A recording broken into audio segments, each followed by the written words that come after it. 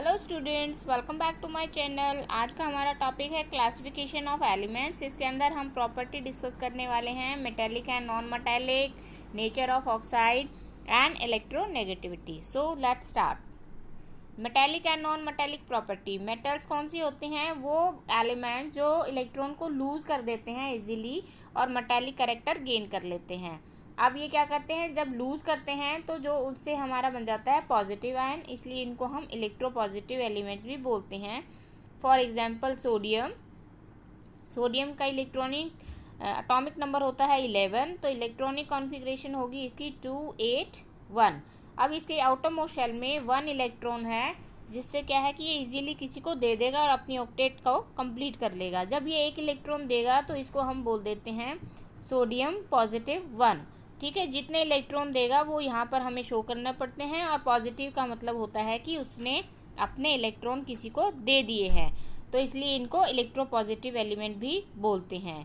Non metal में क्या है कि नॉन मेटल में इनकी टेंडेंसी होती है, इन एलिमेंट्स की टेंडेंसी होती है कि ये एक या एक से ज़्यादा इलेक्ट्रॉन को ले लेते हैं और नेगेटिव आयन बना देते हैं, इसलिए इनको हम इलेक्ट्रोनेगेटिव एलिमेंट भी बोलते हैं। सपोज करो फ्लोरीन है, फ्लोरीन का एटॉमिक नंबर 9 है, इसकी इलेक्ट्रॉनिक कॉन्फ़िगरेशन है 2 and 7।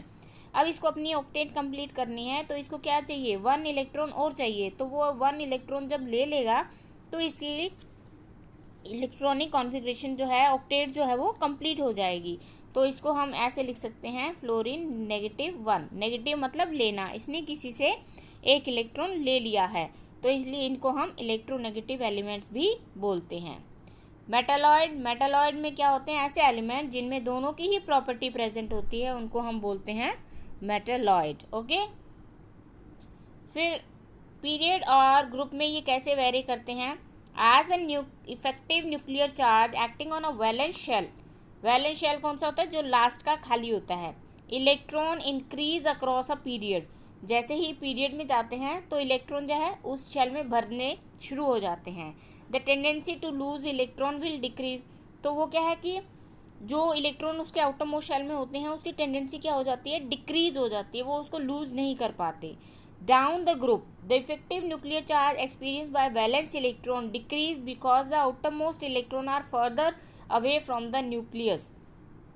अब जैसे डाउन द ग्रुप में है जो सोडियम पोटाशियम वगैरह जो भी है, सोडियम पोटाशियम रुबिडियम, इसमें क्या है कि जो भी इलेक्ट्रॉन होंगे वो इनका साइज जो है वो बढ़ता जाएगा, छोटा फिर बड़ा फिर बड़ा।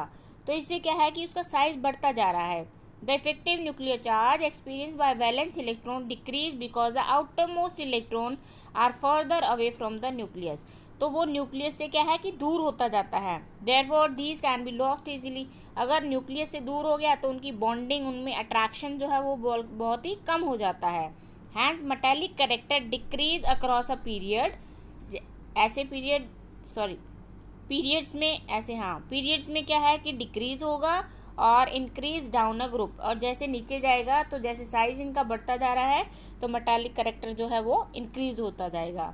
Non metallic character however increase across. अब ये इसका ऑपोजिट होता है। नॉन मेटेलिक कैरेक्टर जो है वो मेटल्स का ऑपोजिट होगा। अगर मेटेलिक कैरेक्टर इंक्रीज हो रहा है तो नॉन मेटेलिक ऑटोमेटिकली ही डिक्रीज होगा। Non metallic character however increase across a period and decrease down a group, right. अब ये देखो, मेटेलिक कैरेक्टर पीरियड्स के अंदर क्या होता है, पीरियड्स में आपका डिक्रीज होगा, तो नॉन मेटेलिक आपका पीरियड में क्या होगा, इंक्रीज होगा। ग्रुप्स के अंदर मेटेलिक कैरेक्टर इंक्रीज होगा तो आपका नॉन मेटेलिक कैरेक्टर क्या होगा, डिक्रीज होगा, right. Change in metallic character across a period. अब जैसे ये देखो, पीरियड सेकंड और थर्ड पीरियड आपको शो किया गया है। Lithium, beryllium, boron, carbon, nitrogen, oxygen, fluorine and neon. ठीक है, इसमें क्या है कि मेटेलिक कैरेक्टर यहाँ पर ज़्यादा होगा आपका, क्योंकि ये मेटल्स होती है, राइट, इधर ज़्यादा होगा। और यहाँ पर धीरे धीरे ये बीच में मेटालॉइड आ जाते हैं, फिर आपकी नॉन मेटल्स आ जाती हैं। तो इंक्रीजिंग मेटेलिक कैरेक्टर देखो, यहाँ पर मेटल्स जो है मेटेलिक कैरेक्टर शो करेगी, धीरे धीरे लूज होता जाएगा। तो यहाँ पर लास्ट के यहाँ तक आते आते मेटेलिक कैरेक्टर बिल्कुल गायब हो जाएगा। और इंक्रीजिंग नॉन मेटेलिक कैरेक्टर, ये सारी क्या है, मेटल्स है, फिर मेटालॉइड आ गई बीच में, फिर क्या है, नॉन मेटल। तो नॉन मेटेलिक करेक्टर जो है वो इंक्रीज होता है और मेटेलिक करेक्टर जो है वो डिक्रीज होता है अक्रॉस द पीरियड, राइट। फिर आपका आता है नेचर ऑफ ऑक्साइड्स।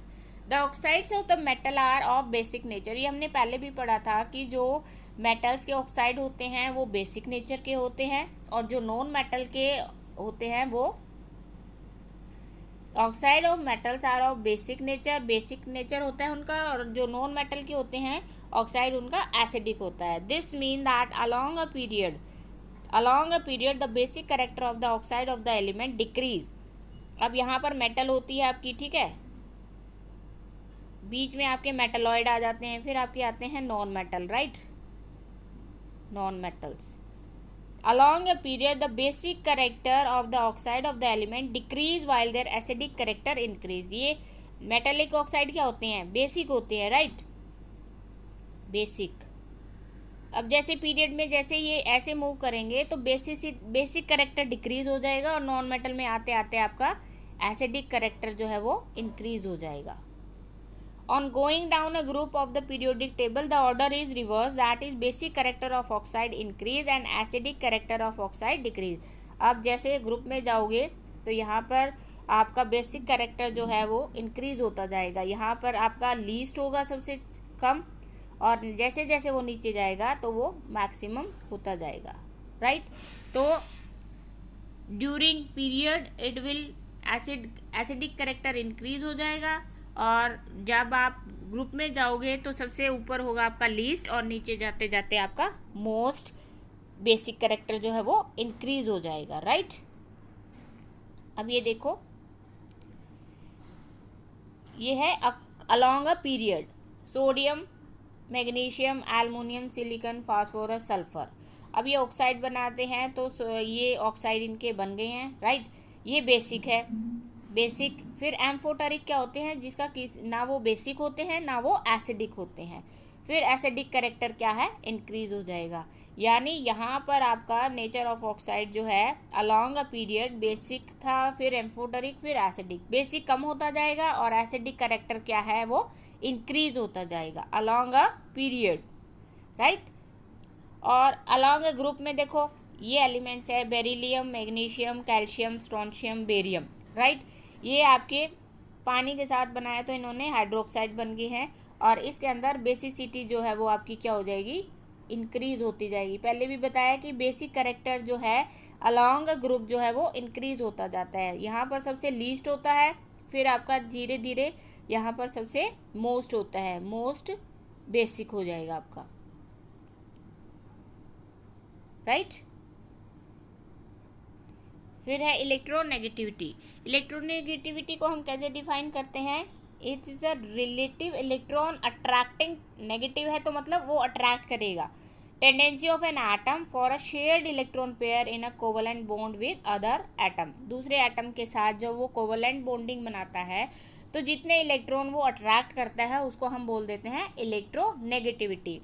अब ये variation along a period and a group, electronegativity of element increase along a period, जैसे पीरियड में जाएगा वैसे इंक्रीज होती जाएगी electronegativity, since the non metallic character increases. क्योंकि नॉन मेटालिक करेक्टर क्यों है, इंक्रीज होता है पीरियड्स के अंदर। अगर नॉन मेटालिक करेक्टर इंक्रीज होगा तो इलेक्ट्रोनेगेटिविटी भी इंक्रीज होगी, क्योंकि नॉन मेटालिक जो मैंने बताया था कि वो नेगेटिव आयन वाले होते हैं, इलेक्ट्रोनेगेटिव एलिमेंट होते हैं। जैसे जैसे इलेक्ट्रोनेगेटिव एलिमेंट इंक्रीज होते जाएंगे उसका नॉन मेटालिक करेक्टर भी इंक्रीज होता जाएगा। Similarly it decrease down the group, जैसे आप ग्रुप में जाओगे, यहाँ जाओगे ग्रुप में, since the non metallic character decrease, metal क्या है, मेटालिक करेक्टर जो है वो इंक्रीज होगा और नॉन मेटालिक करेक्टर क्या हो जाएगा, डिक्रीज हो जाएगा, राइट।